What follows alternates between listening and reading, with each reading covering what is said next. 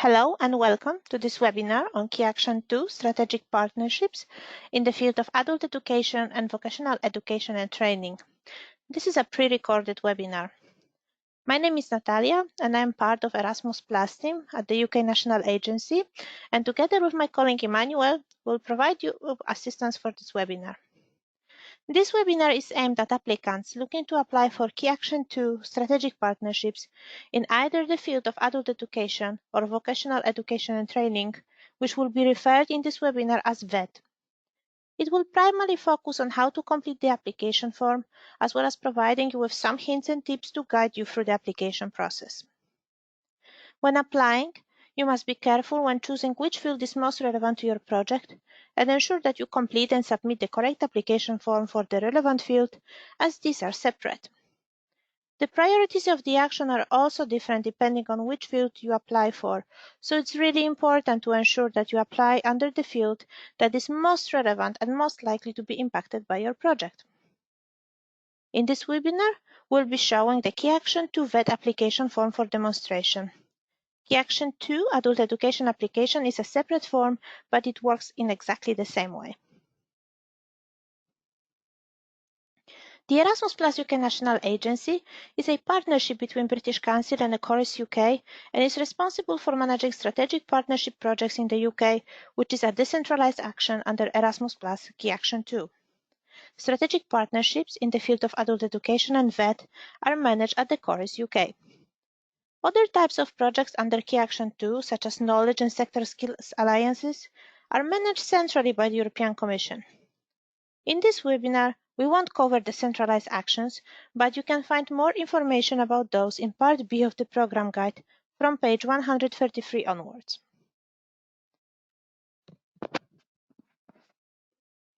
Today's agenda covers a brief introduction to Key Action 2 strategic partnerships, what funding is available, and some changes to the 2020 call. Firstly, I will talk you through some of the steps you need to take before you begin completing your webForm application, and then we will go through the form together, completing certain parts and showing you how to utilize the distance calculator. Finally, after summarizing some key points, we will run through the next steps following the submission of your application and remind you how to contact us for additional support in the run-up to deadline.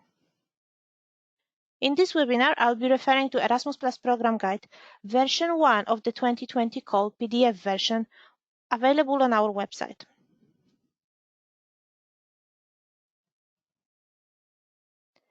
Key Action 2 is all about cooperation and collaboration between different organizations in the fields of education, training, and youth.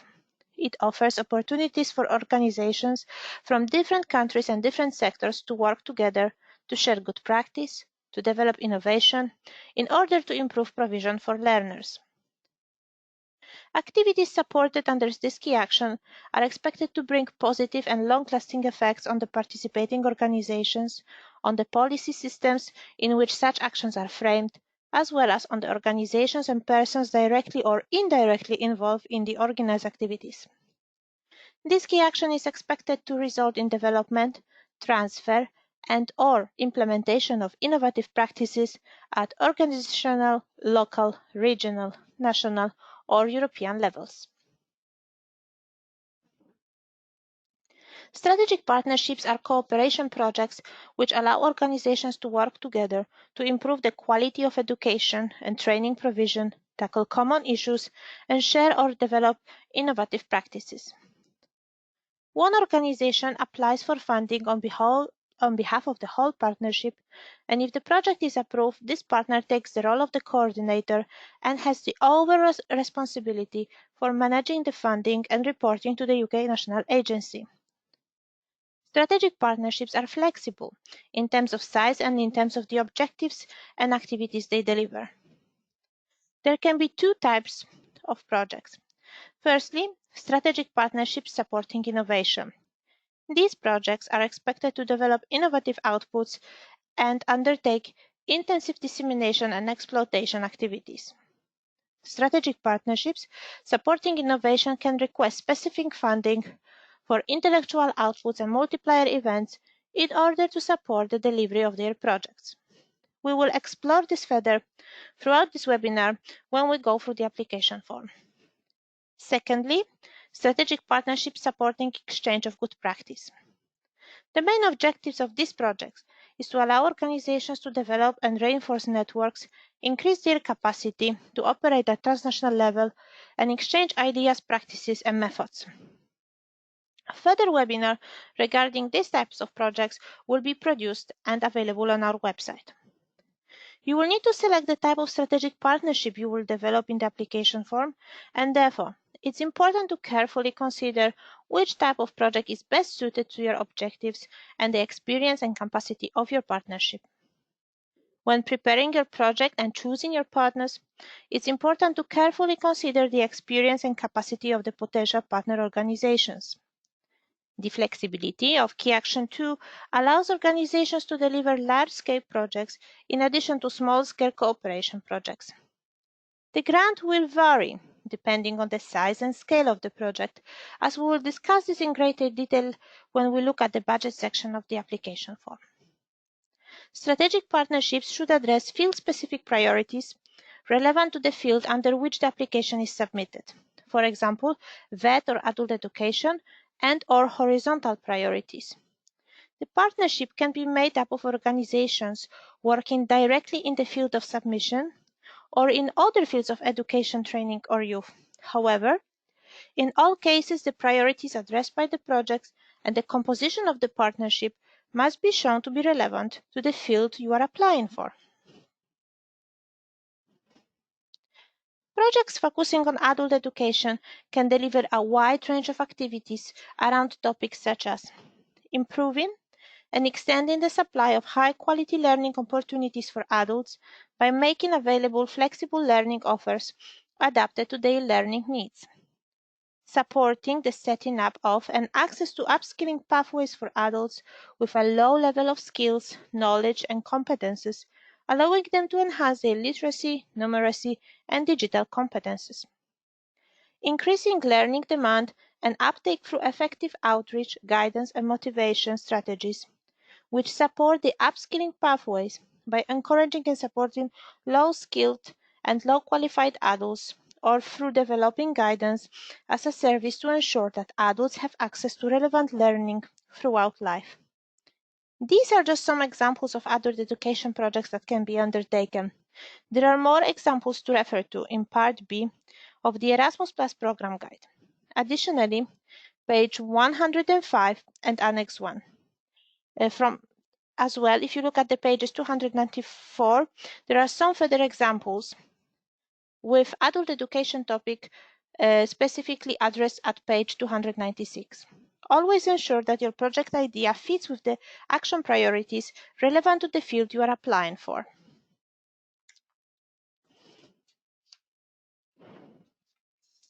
You may also find it useful to consult the Electronic Platform for Adult Learning in Europe, or EPALE for short.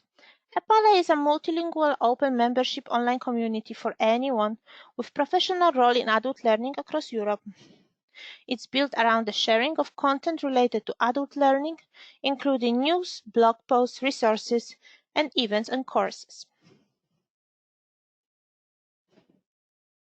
Now moving on to VET. So projects focusing on VET can deliver a wide range of activities around topics such as developing institutional partnerships supporting to set up the implementation of internalization strategy of VET learners and apprentices, developing partnerships aimed at promoting work-based learning, for example, developing new training content, integrating periods of work-based learning, and working together to increase the quality of VET provision and adapt VET provision based on outcomes.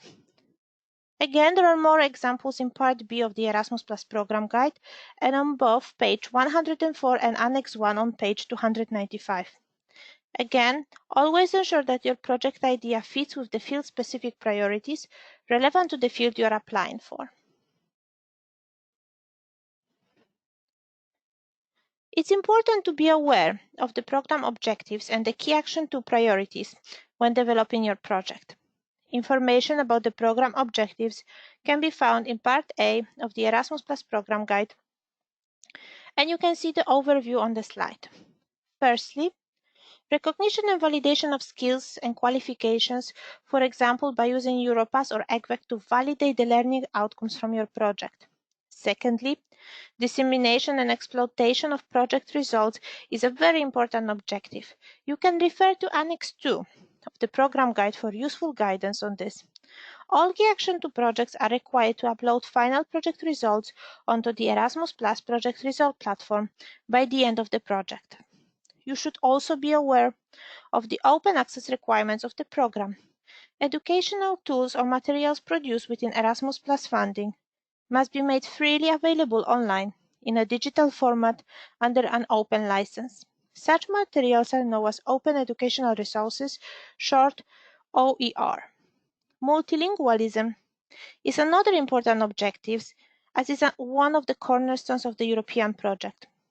Innovation and good practice projects aiming to promote language skills can include, for example, teaching and assessment methods, development of pedagogical materials, research, computer-assisted language learning, and entrepreneurial ventures using foreign languages.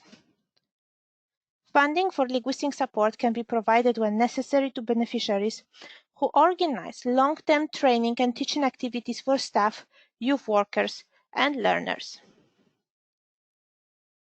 Equity and inclusion is also an important objective. For example, facilitating participation of leavers with fewer opportunities where relevant.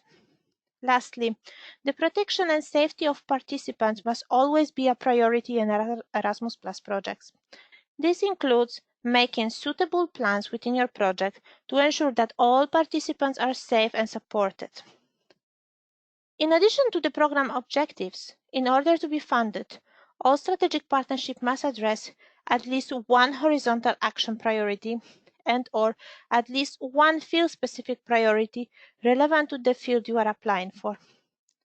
For horizontal priorities, please see pages 100 to 102 in the program guide, and for field-specific priorities, please refer to pages 102 to 106 of the guide.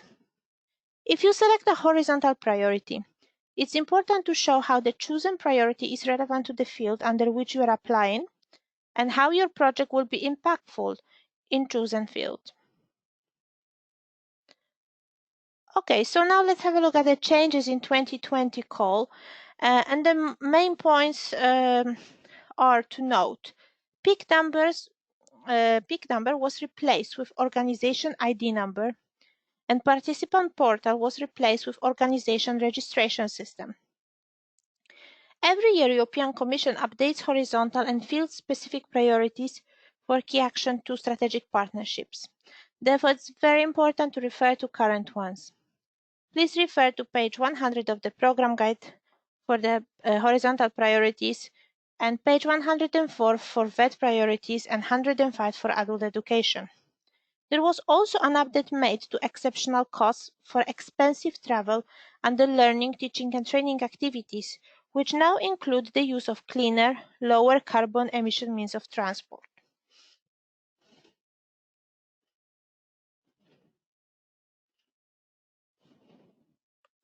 So, how does a Key Action 2 strategic partnership work? One organization applies to the country's national agency on behalf of the entire partnership. Projects can be of different sizes, but you must have a minimum of 3 partners from 3 different program countries, including the applicant. You can find information on program countries on page 22 in the program guide. The lead applicant organization must always be from the program country, though organizations from partner countries can as well participate if their participation brings an essential added value to the project. Projects overall can last between 12 to 36 months, and you need to choose the duration of the project at the application stage, as this cannot be changed. You should always ensure the duration is realistic. Projects can be of different sizes, and funding will reflect this. So you need to build your project budget from a series of budget items based on planned objectives, activities, and outputs. The maximum possible budget is equivalent to 12,500 euros per month for the duration of the project. However, not every project will receive the maximum available budget. There is no formal requirement for match funding. However, the principle of co-financing applies. Please see page 256 of the program guide for more information. This means that the grant is a contribution to the cost of delivering the project and might not cover all costs.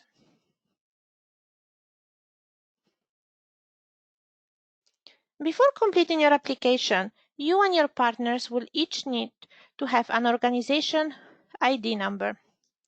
The first step is to check if your organization or partner already have an OID number. If not, you will need to follow the two-step process below. Firstly, you will need to register on EU Login, formerly known as ECAS. You need to register on EU Login to use any external European Commission tool. If you already registered on EU Login, you can just use the existing login details. Otherwise, we have a video guide on our website which will talk you through how to register.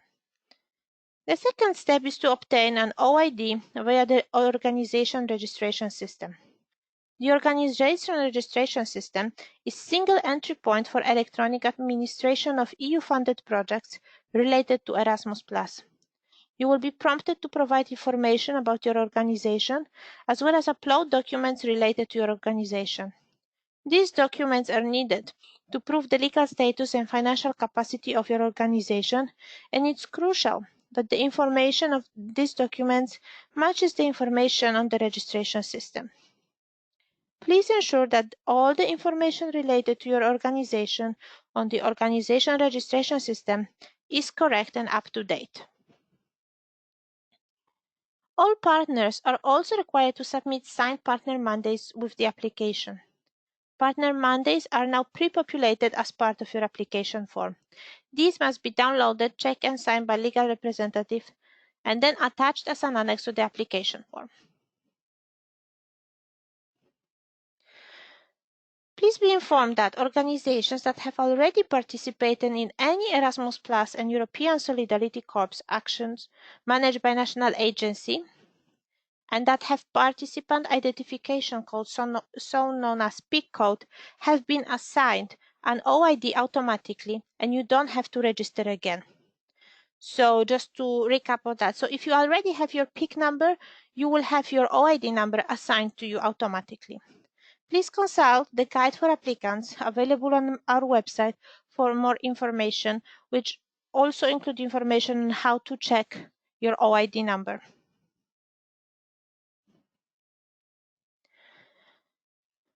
So after developing your project idea and completing the OID registration process, you can move on to completing the application form. As well as this recorded webinar, please ensure you refer to the 2020 Guide for Applicants available on how to apply pages of the Erasmus Plus website. This guidance is produced by UK National Agency to help you to submit your application. As you complete your application, you should also refer to the quality award criteria against which your application will be assessed. The award criteria are outlined in the 2020 Program Guide and Guide for Experts and are also mentioned in the Guide for Applicants. You should design your project with these award criteria in mind. All these documents are available for download from our website. The application form is a web form and must be submitted online by the applicant organization before the deadline of 11 a.m. UK time, 24th of March 2020. Please refer to 2020 Guide for Applicants and European Commission's technical guidance for detailed information on functionality and compatibility of the web form. I will show you where to find it once we do live demonstrations on the web form. The web application forms are built on the latest standards of the web platform. They have successfully been tested on the following browsers: Microsoft Edge 41, Firefox 52.9.0, and Chrome 76. Please also be reminded that Internet Explorer is no longer supported.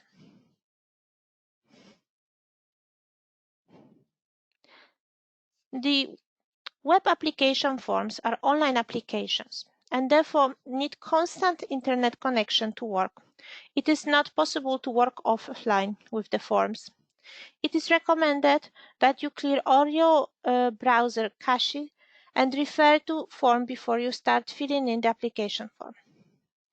A printer and scanner will be needed in order to submit the application.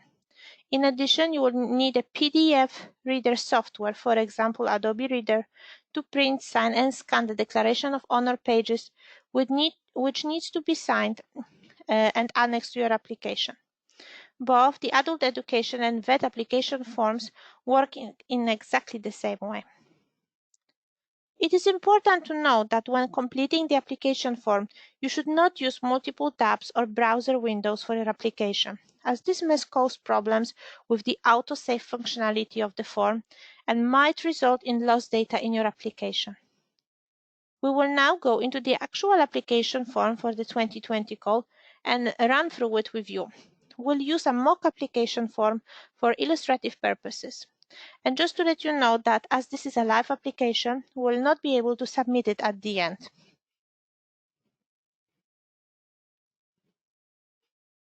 Okay, so in order to access the application form, you will have to log in to European Commission's website using your existing EU login.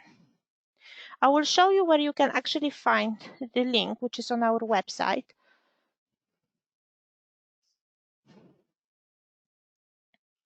So depending on which action and which field you're applying for, if you click on the menu, go to apply for funding, for example, vocational education and training funding, apply for partnership funding.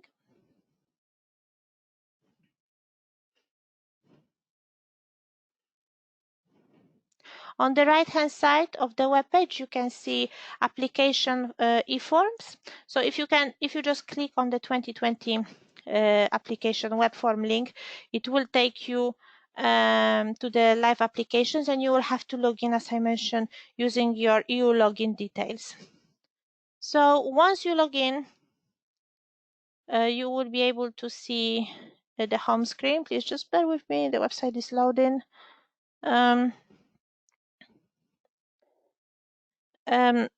Okay, so before I actually open the application form itself, I will quickly like to show you where you can find all the technical guidance for detailed information on the functionality and compatibility of the web form that I mentioned a little bit earlier on.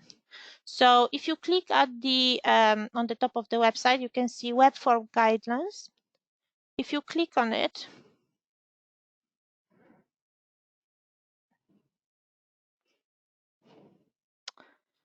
the new window will open. Obviously, you don't have to read every single information that is included in here, but I think the most relevant and important sections that you should actually read through are the technical requirements and settings needed to use the application, and as well how to do this in tools. So if you scroll it down under the technical section, as you can see, it contains all of the information about the EU login,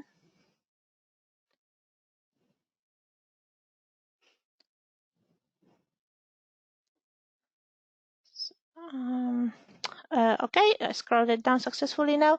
As well, all of the technical requirements, as I said. So as I just read it to you, which internet platforms are compatible with the web form and so on. Quite few important things as well to note. As I mentioned, this is actually very important. So please remember, do not use multiple tabs or open several browsers and so on, as this might impact the functionality of the website. And in some cases, we are aware that it actually impacted the autosave functionality. So little things like that, but I think it's worth just reading it through quickly before you actually start filling in the application form. You might find it actually quite useful. Okay. Just 1 second. Now we will be demonstrating you the application form.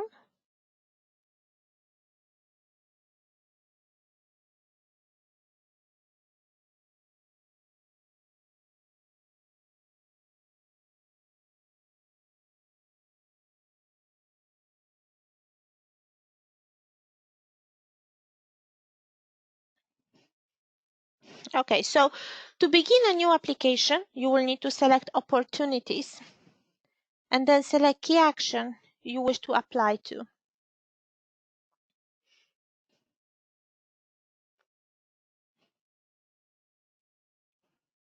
Please ensure you have the right application form by checking information included on top right bar under the Context tab. Once you open your application form, you will be able to access it under My Applications tab on the home page. This means that your application form is saved automatically and you can work on it in stages. For adult education, you will need to select Strategic Partnerships for Adult Education, Key Action 2204. And for VET, you will need to select Strategic Partnerships for VET, Key Action 202. So as I mentioned earlier in this webinar, we'll be showing you Key Action 2 VET application form for demonstration. So we will select it. Okay, so because we've already opened one application form, so it shows us as we have existing draft open. So obviously we're gonna carry on with our draft, but in your case, it will be just a new application will open. If you already started on the draft, so obviously each time it will show you have existing draft. If you want to start new application, then you will just create new application form button. So as I go through the application form, I will describe the information needed as well as providing hints and tips. I will put particular emphasis on the sections concerning project activities and budget, showing how these link to each other as well as advising you on how to complete them. The two options are innovation and exchange of good practices. You should choose the project format which is the most appropriate for delivering the planned objectives and results. This should be discussed with partners during the initial planning stages, taking into consideration the proposed objectives and activities of the project and the size, capacity, and experience of the partnership. So of course you will be using the drop-down menus. So in this case we selected innovation. The context subsection requires you to provide the title of your project and gives you the opportunity to type in a project acronym if you have one. You will need to input your start date and choose the duration of your project. This will automatically fill in the end date for you. The start date must be between 1st September and 31st December 2020. Please note that the latest possible end date for your project is 31st of August 2023. Okay, so once you select your duration, then you will have to select the national agency of the applicant organization from the drop-down menu. And for the UK, this would be the UK01 right at the bottom. You will also need to select the language you are using to complete the application form from the drop-down menu. For the applications made to the UK National Agency, this should always be English. Okay, so now we will move on to the participating organizations tab on the left-hand side. As you will see, let's wait for the application to load. Okay, so as you will see, we already have pre-filled some sections with some examples.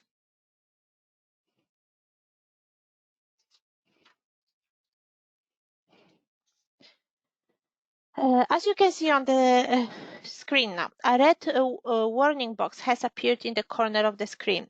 The reason for this is because Key Action 2 projects require a minimum of 3 organizations from 3 different program countries. As it is, there are only 2 organizations from 2 countries, so we need to select one more.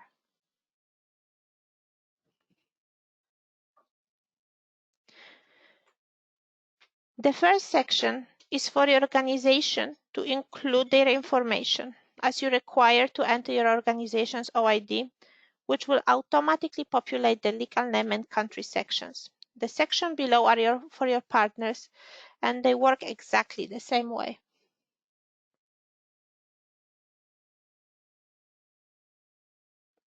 Okay, so now we will just pre-fill the missing field. In this case, we'll pre-fill the field for organization ID for the coordinator, which is the applicant organization.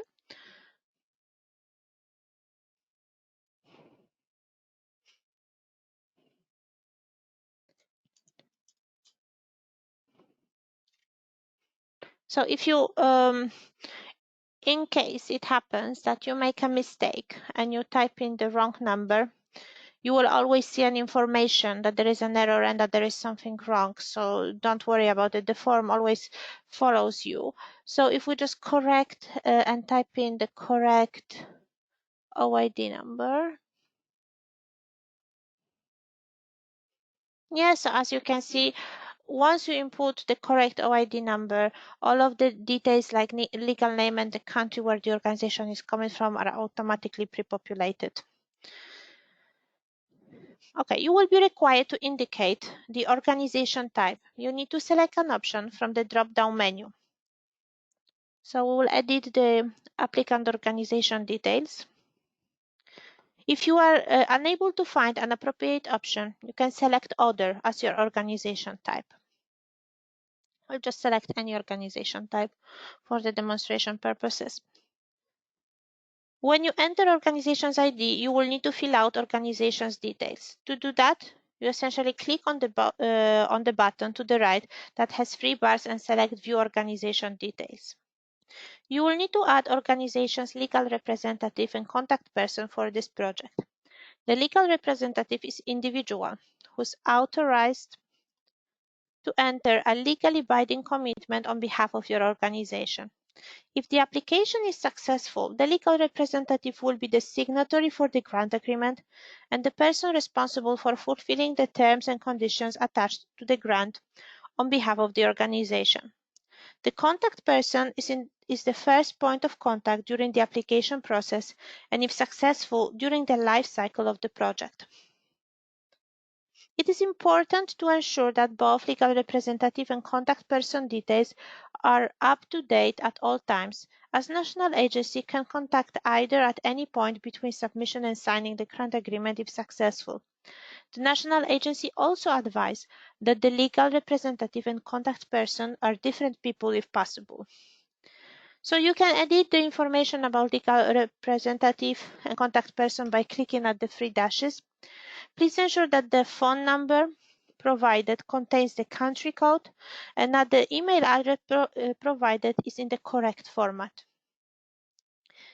Under Background and Experience section, you will need to explain how an organization's previous experience of delivering projects or activities has built the skills and knowledge needed for the activities you propose in the application. Therefore, please make sure it's clear from the description of each partner's work and expertise why you have chosen them to participate in your project. This applies to all partners, particularly the less experienced ones and those from other educational fields. The inclusion of partners from a partner country will need to be well justified, particularly in terms of how they will bring an essential benefit to the project. If this condition is not met, the project will not be considered for selection. It's also important to remember that a better quality application will be specific and will name staff members who will be involved in delivering the project and their skills. Please note that all participating organizations need to be identified in the application form, and you will not be able to add partners at a later stage. In addition to this, clarify how these activities proposed in the application fit with the other programs or activities you normally deliver. This will help the assessors to understand how the proposal is innovative or complementary to other initiatives in which your organization is already involved in. Please check the details carefully, and if you notice any details are incorrect for you or your partner, they will need correcting in the organization registration system. When looking for potential partners, you can seek recommendations from trusted partners and your network. You can also search for complementary organizations with experience of Erasmus Plus and its predecessor programs. You can do so via the Erasmus Plus project result platform or through the partner finding tool on a Pale platform. For more information on this, please visit the Erasmus Plus website. Overall, it's really important to choose appropriate partners. When looking for potential partners, you can seek recommendations from trusted partners or exploit known links and networks. Partners' experience and knowledge should contribute towards achievement of project's objectives. If you include partners from other fields, you will need to provide a clear rationale in terms how they will add value to project. After you have completed your details as an applicant organization, please complete your partner details, which is done in exactly the same way. In our case, we already have pre-populated it for the partners in exactly the same way as we did for the coordinator. So as you can see, everything on the left-hand side is ticked in green, which means that it's correct, and the form have saved this information correctly as well. So we will move on to project description now. Here you will have to select the most relevant horizontal and sectoral priority for your project.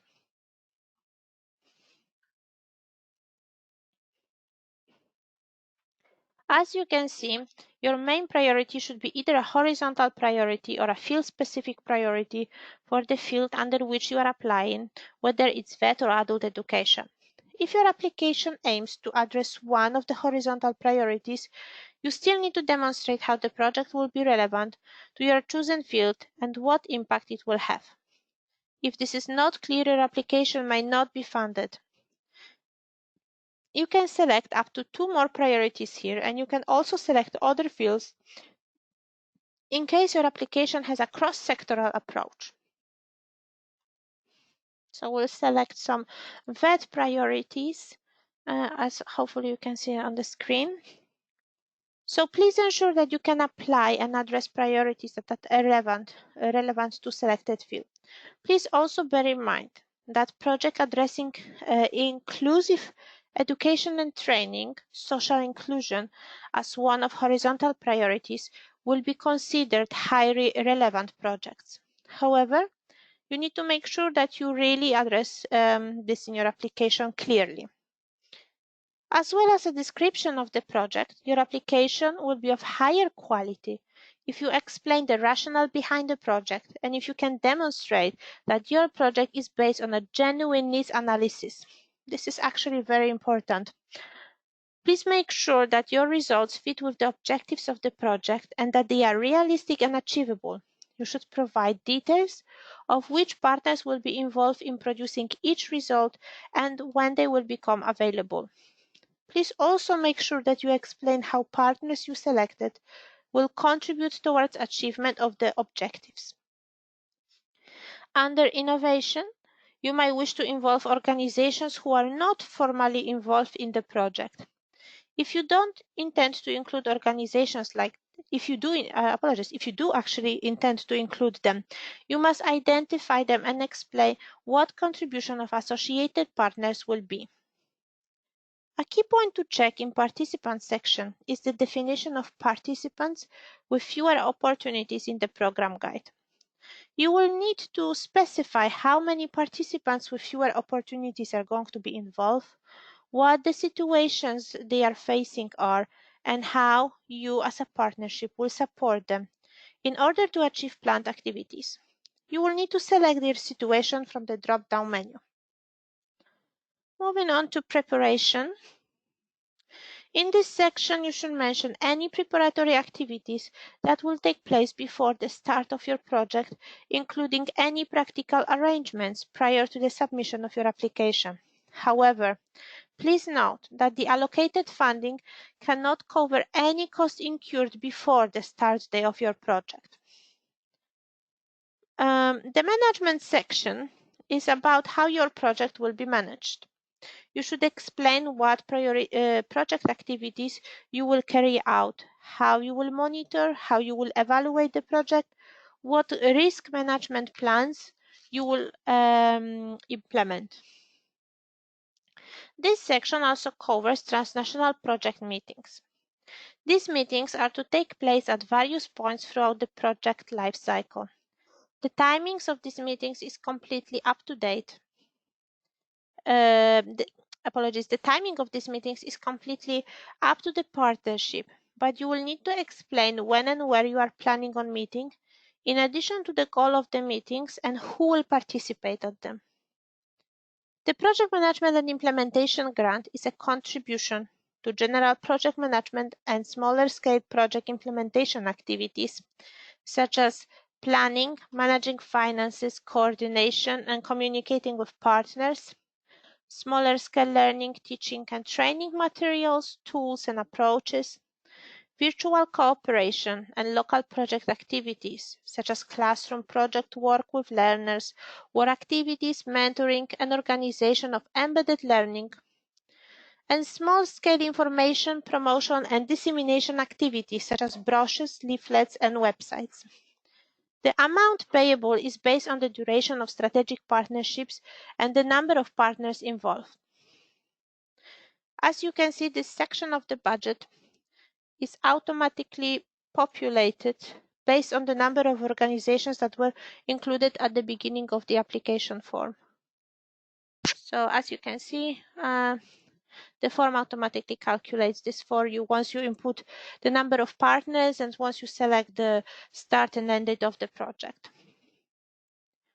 So the Transnational Project Meeting Grant is a contribution to travel and subsistence costs for meetings hosted by the participating organizations. You will need to click on the Add button to create a line for each meeting. Costs are based on 3 distance bands, which will demonstrate you in a minute, hopefully. You can see, so they are from 0 to 99 kilometers, from 100 up to 1099, and then over 2000 kilometers. You will need to use the distance calculator to fill this out. The distance should be calculated from the nearest town or city to you or your partner's registered address.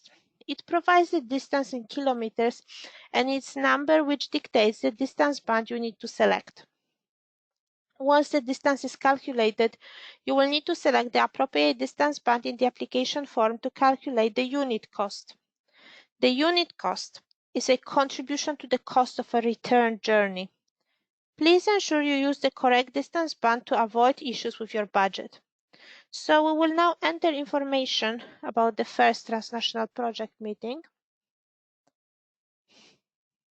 So what you will have to do, you will first need to provide a meeting name, the hosting organization and their country, how many participants each organization will send, and starting period. So for this meeting, we'll be selecting Finnish partner Skimo, who will be the host and will have 4 participants, while my organization and my company Ltd will both send 2 participants to the meeting.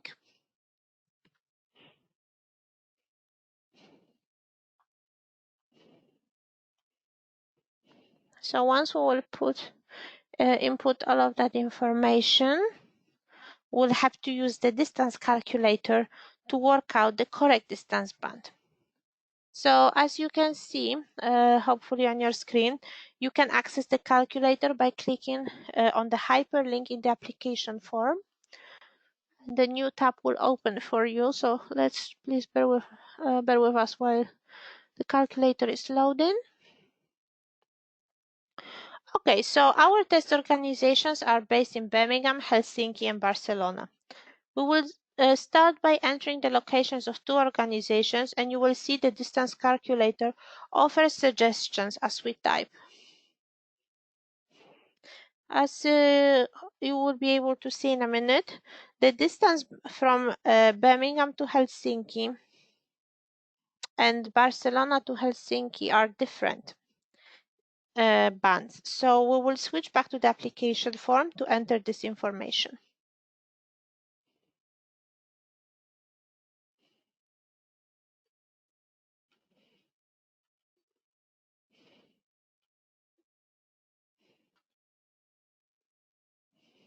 Okay. So we will input the correct distance band, and after entering the information about the organization, number of participants, and distance band, the unit cost and total cost will automatically populate for you. Okay, thank you. So moving on to implementation section. This section is for explaining how your project management activities will ensure that the project objectives are achieved and that the project results are delivered successfully. The best quality projects also provide thorough explanation on how they will utilize European Commission's IT tools such as EPALEM before, during, and after the project lifecycle. Now we'll move on to section Intellectual Outputs. Intellectual outputs are substantial, high-quality, tangible outcomes with potential for wider dissemination, exploitation, and impact. Each intellectual output is a standalone result, not a stage in a development of the result. Some examples of intellectual outputs are learning and teaching materials, open educational resources, and IT tools. Internal project management tools, such as dissemination plans or project evaluation reports, are not considered intellectual outputs, and they do not meet the definition. Equally, a standard project website would not be considered as an intellectual output and would need to be co-financed using the project management and implementation budget. For innovation projects, you would be expected to develop intellectual outputs. Therefore, you would select Yes from the drop-down menu to generate the relevant parts of the application you need to complete. You must ensure that any intellectual outputs listed meet the eligibility criteria and clearly explain the resources that you will need to produce the planned outputs, as this will be essentially to justify your budget request. If you are not planning to develop any intellectual output as part of your project, you should consider whether it would be more appropriate for you to select exchange of practices as the main objectives of your project instead of innovation. We will now show you how to complete this section to make sure that the budget summary section of the application form is completed correctly. To access it, click the box with 3 lines and select Details. You will need to include a title, a description of the output, as well as details of preparation work and methodology. We recommend you include details of the type of staff and days required to complete these outputs to prevent potential overlap with manager and administrative costs, which normally should be covered under project management and implementation budget section. If you need to use any subcontractors or to purchase special equipment to produce intellectual outputs, you will need to make it clear in this section and then claim the cost under the exceptional cost budget. To demonstrate that intellectual outputs are substantial, it might be helpful to explain how you have calculated the resources needed for each output. You will also need to indicate when you will start and finish working on the output, as well as which languages they will be available in, what type of media it is, and which organizations will be working on them. You have up to 5,000 characters in each text box, so please use them. We will now talk you through the information we enter in the form. So the fields of the output's title, description, and methodology are mandatory, so we just write test it here for the purposes of the demonstration. We will now select start and end dates. And it's important to mention here that the date must be correct in the correct format, so day, month, and year, otherwise the form will not validate. We recommend that you use the calendar function to input the dates. Once you select the dates, you have to choose the languages and the format of the intellectual outputs.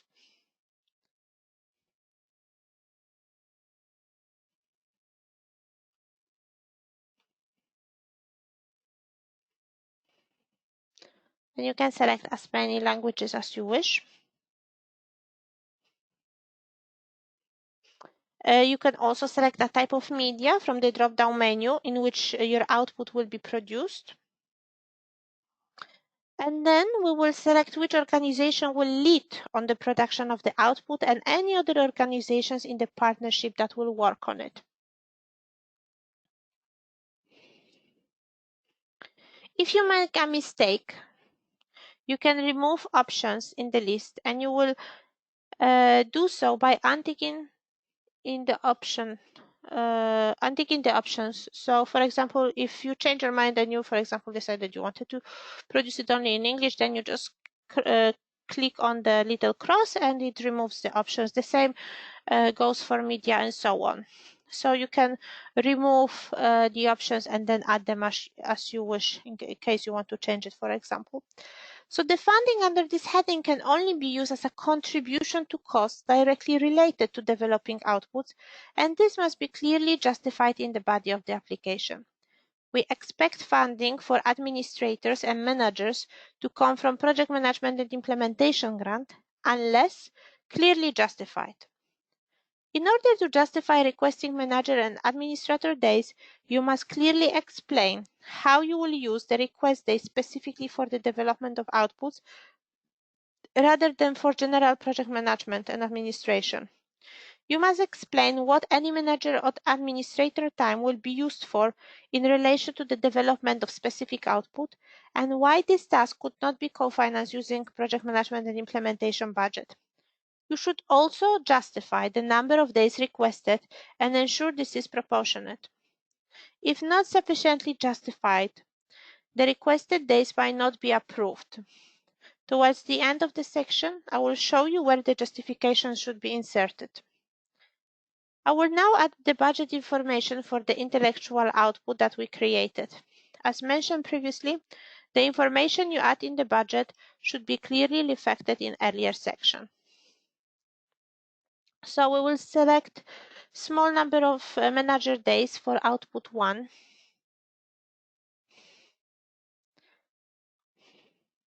And as we complete each row, you can see that the budget is automatically filled in.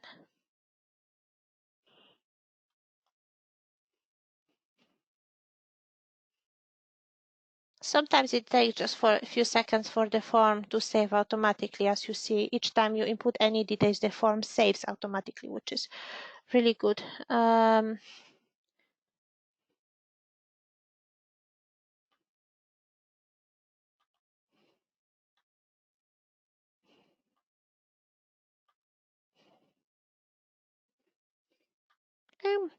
We'll as well input some number of days for the other partner that will be working on development of this output as well.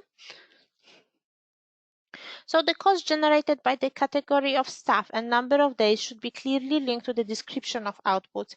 As you can see, a new box appears, which is for justifying why you require funding for manager and administrator days outside of the project management and implementation budget.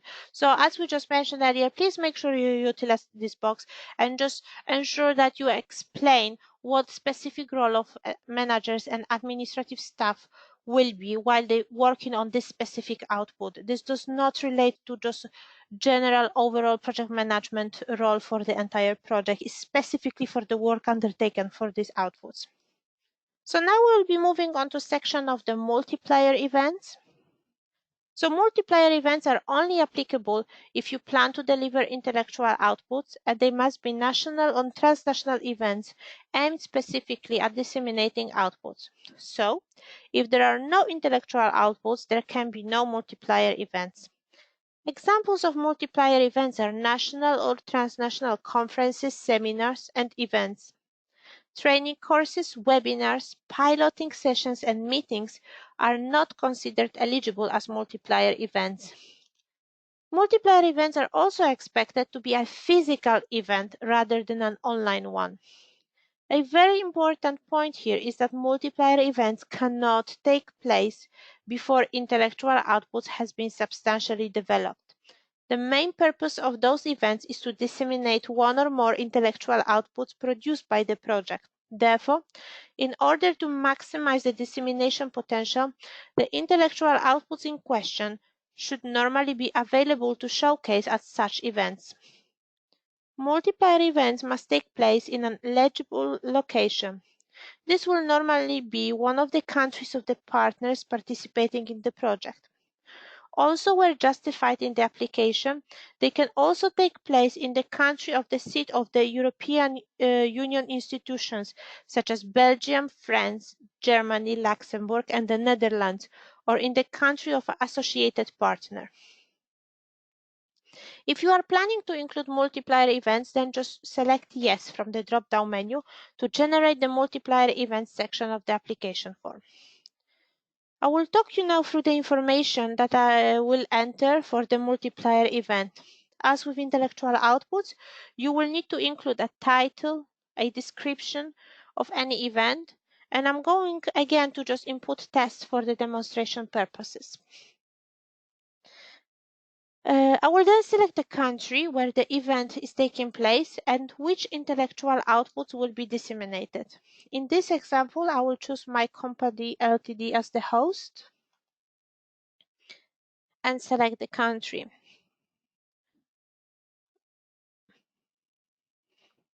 For the dates, please remember that multiplier event should take place after an intellectual output has been developed. As I mentioned previously, multiplier events must be linked to intellectual outputs, so I will focus on the choosing of intellectual outputs first.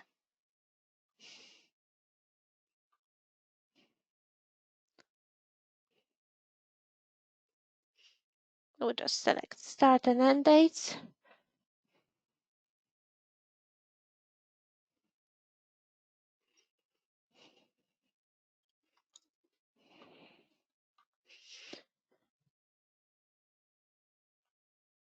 And you will also need to select which organizations are participating in the event. So I will select one organization as the lead and the other as participating organization.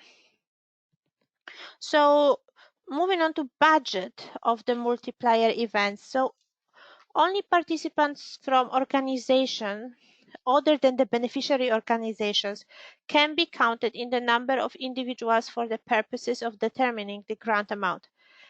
These participants can be local or international. Whether a participant is considered as local or international does not depend on their nationality, but on where they are actually traveling from. So, international participants will be traveling from other countries to attend the event, whereas local participants will be living in the country where the event takes place.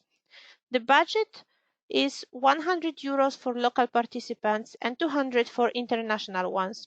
You can add as many multiplier events as you need, but the funding is limited to a maximum of 30,000 euros per project.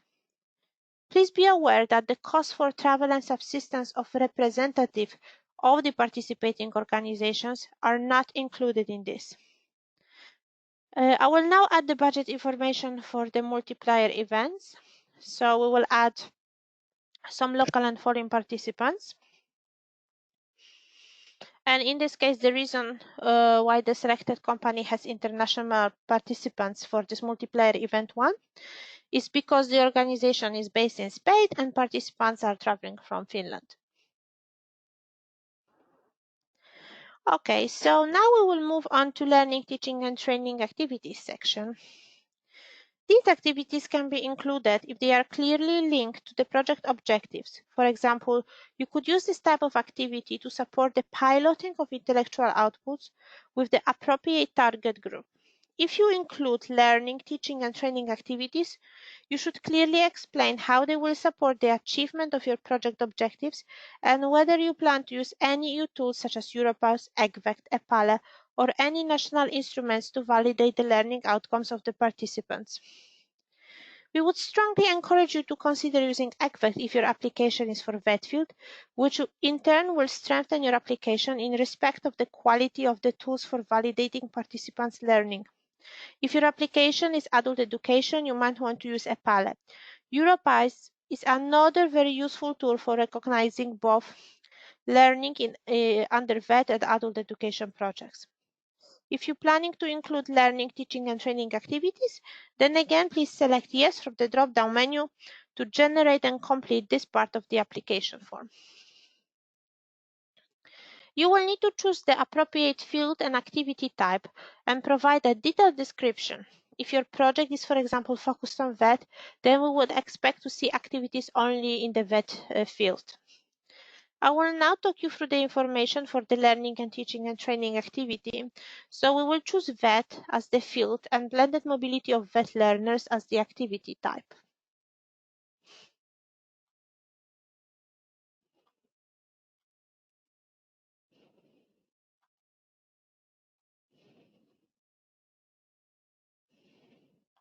As a reminder, the program guide contains information about different types of activities that are possible for each field.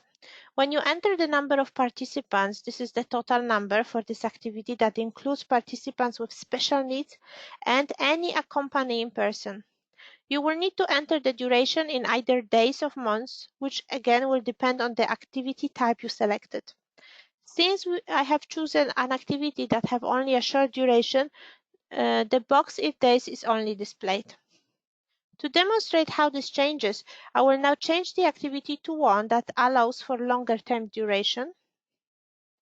And you will notice that if you go back to the group of participants section, the budget has changed to reflect the change we made.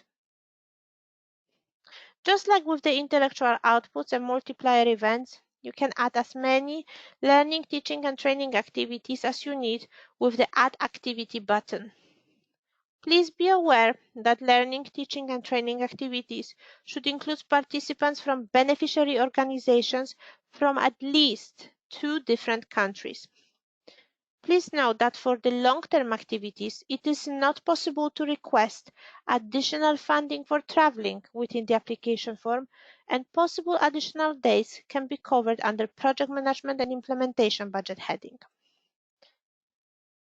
In terms of the budget, so the funding should only be requested under this budget heading where your project intends to deliver such activities. The added value of these activities must be explained in the body of the application. And there are few subheadings under this section that you will need to take into consideration. So the duration of both types of activities should exclude travel days. However, if participants will be traveling a long distance for activity, it is possible to request individual support for up to 2 travel days. If applicable, 2 extra days can be added to the duration of the activity in the budget section, along with a clear explanation to justify the reasons behind doing so in the description box. Please remember, as I mentioned before, that extra travel days cannot be added for long-term activities.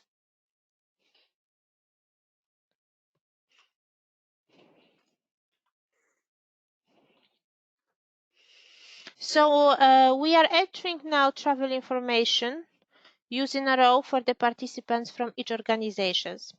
Please note that when you are completing your application form, you will need to use again the distance calculator to check which distance band to use. So for the travel section, this is a contribution to travel costs of participants, including accompanying persons from their place of origin to the venue of their activity and the return journey. You will also have to use the distance calculator for this, but please note that the form uses different bands to the ones that are used under transnational project meetings. Exceptional costs for expensive travel. This heading will only apply in exceptional cases where the normal unit cost calculated will not cover at least 70% of expected travel costs for duly justified reasons. Examples might include where participants need to travel from very remote or distant areas far from transport hubs. Any request for exceptional costs will need to be clearly justified, including evidence of expected costs in order to be approved. Where such costs are justified, you can request up to 80% of expected eligible costs. One point to note is that under 2020 call, this budget now allows to include the use of cleaner, lower carbon emission means of transport. So essentially this means that if based on those grounds, travel can be claimed if it's more expensive. Please bear in mind that participants in teaching, training, and learning activities must have a link with organizations participating as funded partners in the project. For example, they should be staff of learners of the participating organizations. The heading of individual support. So here the contributions for participants partaking in any long or short-term activities will be calculated depending on the duration of the activity. Entry for the accompanying persons have a separate row to fill in.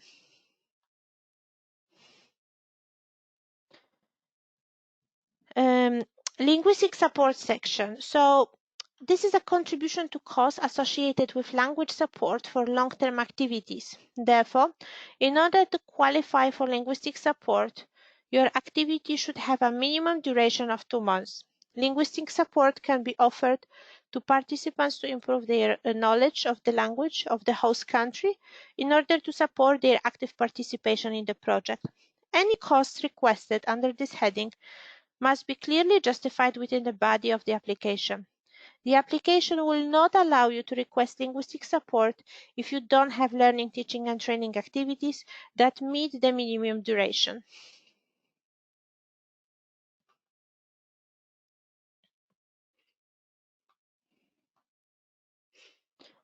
Okay, so once you finish filling this section, we can move on to timetable.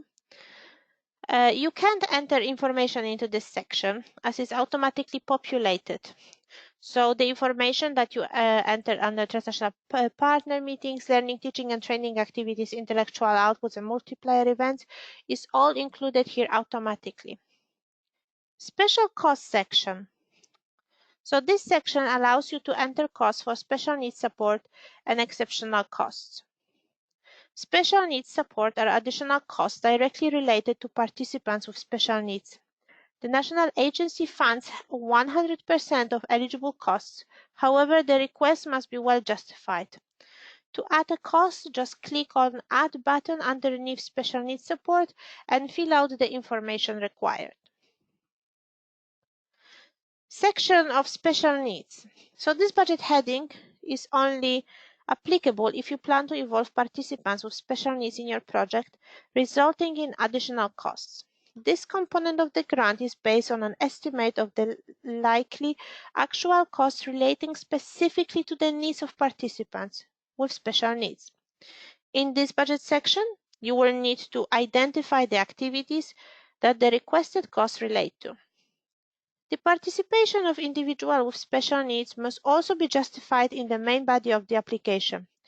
As I said, you can claim up to 100% of these real costs. Just as a reminder, a person with special needs is defined under Erasmus Plus as a potential participant whose physical, mental, or health-related situation is such that his or her participation in the project would not be possible without the extra financial support. The exceptional cost section was slightly differently. So these costs relate exclusively to costs related to subcontracting or purchase of goods or services that the partnership can't produce or provide for themselves.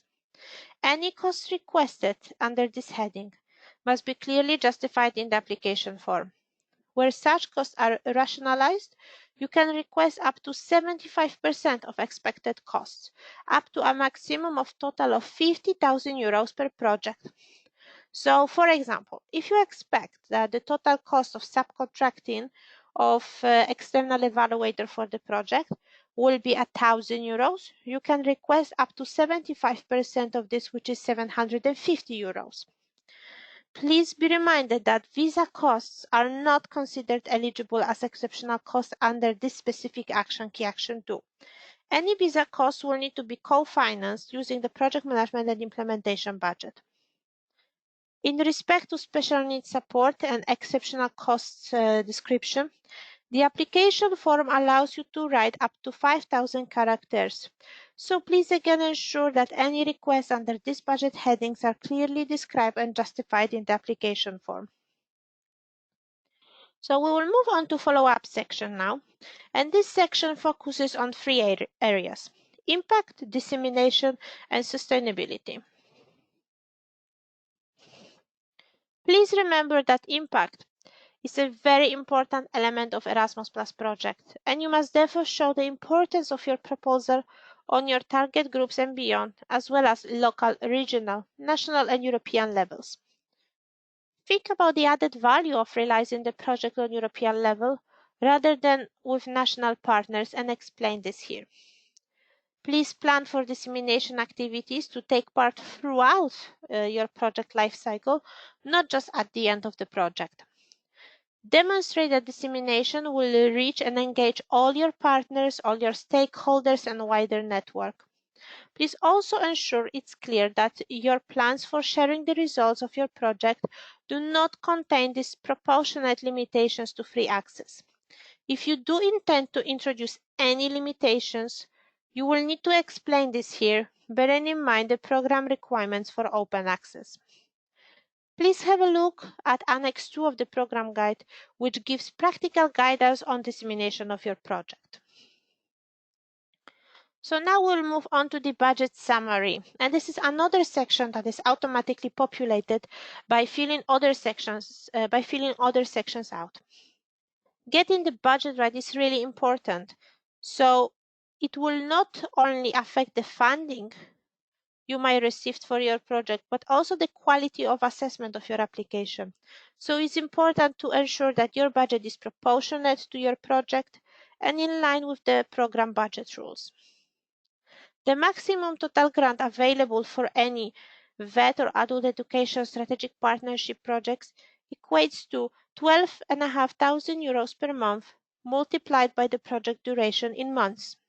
However, not all projects will receive the maximum grant. The budget for strategic partnership is intended to be a contribution to the costs of delivering the project and might not cover all costs. The budget consists of a number of different items, some of which are calculated on a unit cost basis and some of which are calculated on estimated actual costs. Also, some budget items such as intellectual outputs and multiplier events are only applicable for innovation projects. Other budget items such as exceptional costs, learning, teaching and training activities may be applicable for any type of projects, but must be strongly rationalized within the application form in order to be approved. You must refer to the detailed guidance on pages 116 to 123 of the 2020 program guide. This guidance outlines definitions of what is considered eligible for funding under each budget heading and any conditions that apply. In addition to explaining how the budget item is calculated, you should design your project budget around the activities and outputs you need to deliver in order to achieve the planned project objectives. Okay, so then we'll move on to project summary section. So this summary will be used by the European Commission and national agency in their publications and will not feed into Erasmus Plus project result platform. So it should be written with this in mind. It should be written in clear English, avoiding any technical and sector-specific jargons to ensure that it can be understood by general public. Please provide a concise summary of key aspects of your project, including the rationale for it, the composition of partnership, key objectives, activities, and outputs, and how you will realize planned impacts and ensure future sustainability. The section of annexes. So the compulsory annexes which you need to attach to your application form are Declaration of Honor, which must be signed by hand by the organization's legal representative and include the date and place where the document was signed, and scanned partner mandates signed in original by both parties. Templates for Declaration of Honor and partner mandates can be downloaded directly from the form. All documents requiring signatures must include an original signature and then be scanned and attached to the application. Please remember that electronic or digital signatures are not accepted. If you fail to attach any of these documents, unfortunately, your project application will be ineligible.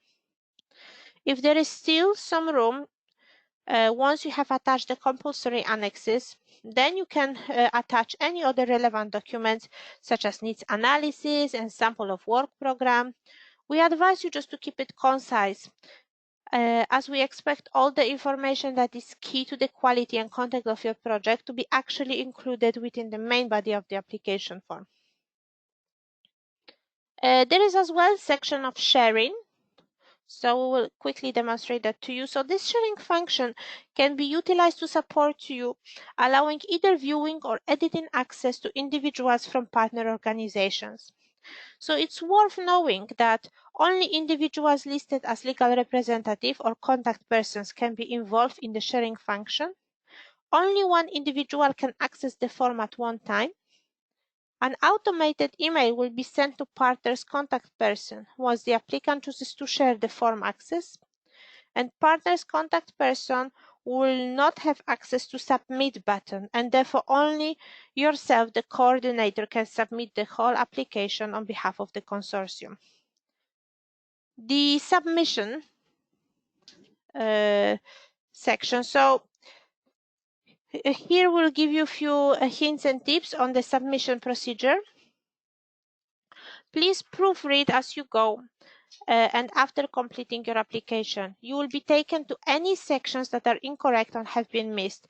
So particularly now, if you look at the screen, for example, there is a question mark inside the red triangle under management, learning, teaching and training activities. So application form shows you which parts of the forms aren't fully completed yet, so you'll have to go back and fill it in. Please ensure that you utilize European Commission's technical guidance on the web forms, the one I showed you just at the beginning before the demonstration of the web form, and ensure that all required annexes are attached and have been hand-signed where necessary. Please do read the data protection notice carefully. And top tip from us as well, there is a button save of the PDF version of your application form. So we advise you just to utilize it and try to save your application form as a PDF as you go along. This is just as a backup. Remember that the deadline mentioned in the form is Brussels time, and there is a time difference, so the form must be submitted online by 11 a.m. UK time on Thursday, 24th of March 2020. Please complete and submit your application in good time, and in case of any unexpected technical difficulties, please don't leave submitting of your application till last minute. Okay, so that would be the end of showing you and talking you through the application form. So now we will go back to our presentation to talk you through the next steps. So now my colleague Emmanuel will take over and he will present you with the next steps.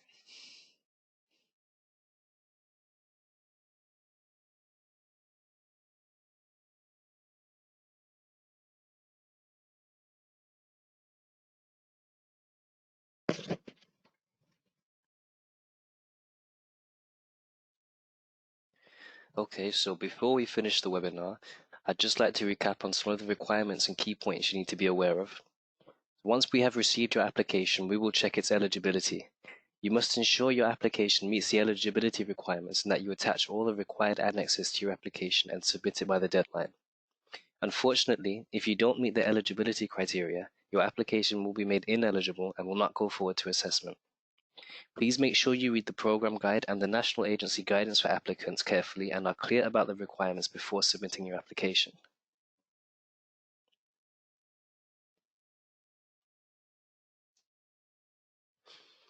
Your organization and all your partners will need to be validated by the national agency of the country where they are based in order to take part in the project. Validation is a separate process which runs in parallel to the application assessment process. Although your organization must be validated in order to be funded, your organization being validated does not automatically imply a successful outcome for your application. During the validation process, we will check whether all the information you put into the organization registration system is complete and correct. We will check whether the required legal and financial forms have been uploaded, along with the required supporting documents. Please refer to the guidance for applicants for further guidance on which supporting documents you need to upload to support the validation process. These will vary slightly depending on your organization type and the value of your grant request. Organizations that are not validated will not be able to take part in Erasmus Plus projects. You should therefore ensure that your organization and the partners have correctly updated the organization registration system and uploaded all the required supporting documents in good time. Delays can impact on the assessment and contracting processes and may ultimately result in any offer of funding being withdrawn. So just to recap on some of the key points in relation to the Strategic Partnerships budget, the maximum budget is a variable amount defined by multiplying €12,500 per month for the duration of the project, with an absolute maximum being €450,000 for a 36-month project. However, not all projects will request or receive the maximum available budget. You must design your budget around the objectives, activities, and results of your project, ensuring that you comply with the budget rules. The grant is intended as a contribution to the costs of delivering the project and may not cover all costs. Most budget items are calculated based on unit costs. For example, this can be the number of applicants for a certain duration or a set cost per distance traveled. Budget headings based on unit costs are project management and implementation, transnational project meetings, intellectual outputs, and multiplier events. Travel, individual support, and linguistic support for learning, teaching, and training activities are also based on unit costs. Some budget items are based on an estimate of the likely real costs. These are special needs support and exceptional costs, as well as exceptional costs for expensive travel costs under learning, teaching, and training activities. These budget headings require detailed explanation within the application form, and you are entitled to claim a percentage of the estimated likely costs depending on the budget heading. You should refer to Part B of the program guide and the guidance for applicants for detailed guidance on the rules and requirements for each budget item. Your budget should be proportionate to your planned activities and demonstrate reasonable value for money. Organizations must ensure that Erasmus Plus funding is used to deliver the activities that are set out in the application. If you or any of your partners are receiving other funding from other sources to deliver similar activities, including from other EU funding programs, you must disclose this in the relevant section of the application form, and you must ensure that there is no overlap or risk of double funding. Each project is only entitled to receive one grant.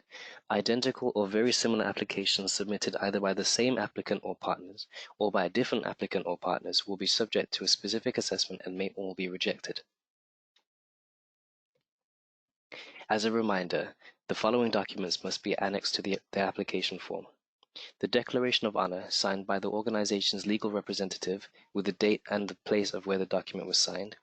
The partner mandates, signed by both parties and with information identical to the information about the partners in the application form. And please note that the attachment of a project timetable is optional but recommended. We recommend that you scan different documents together into a single file. If, after checking that the annexes are within the size and file format limits, you're still experiencing problems with attaching annexes, you can email them to erasmusplus@icarus.com. State the application code as well as the organization's details and the project's name, but please only do this as an exception and ensure that you've followed all of the available guidance first. If you are considering reapplying in 2020, please bear in mind the following.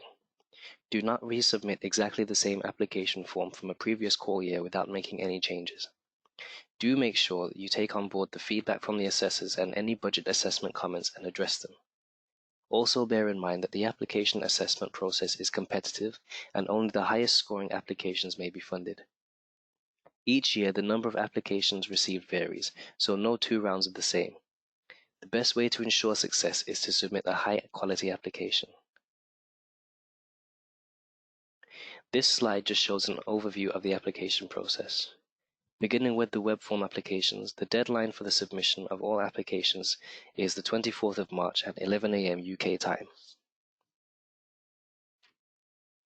The key documents that need to be uploaded to the organization registration system to support validation include the legal entity form, or the LEF, the financial identification form, or the FIF, and recent account information to demonstrate financial activity. Please read the guide for applicants for further information. A reminder to familiarize yourself with the budget rules and ensure that your budget request is compliant and proportionate to your project. Ensure you carefully read all the up-to-date European Commission documents for the 2020 call, as well as the national agency's 2020 call for guidance for applicants. Keep answers clear and concise and make sure all the questions are answered. Don't assume that anything is obvious and make good use of the 5,000 character limit in the text boxes.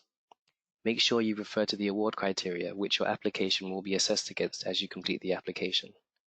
And finally, a reminder of the annexes you will need to attach to the application: the Declaration of Honor signed by the legal representative and signed partner mandates. If there are any technical issues preventing the form from being submitted, it will say error under status. If this happens and you are unable to submit the form, you should follow the alternative submission procedure as described in the Guide for Applicants. In this case, you can still submit your application by sending it to us via email within 2 hours of the official deadline.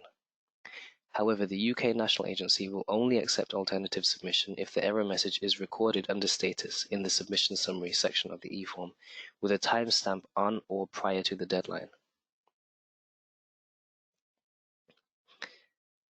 So to quickly summarize, please refer to the European Commission documents and technical guidance, and as well as the UK National Agency guidance. Please ensure that your project application is clear and concise and that all questions are answered within the 5,000 character limit. Please ensure the budget requested is correct and proportionate, as well as being well justified. Have somebody proofread your application to ensure it all makes sense, and please do not leave it to the last minute.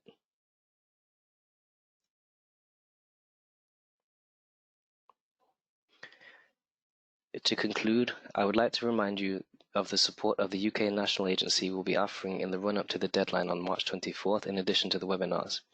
A live question and answer session will be taking place on the 19th of February. You can register via the Erasmus Plus website, but bear in mind that places are limited. A detailed guidance for applicants on how to fill out the application form is available on our website.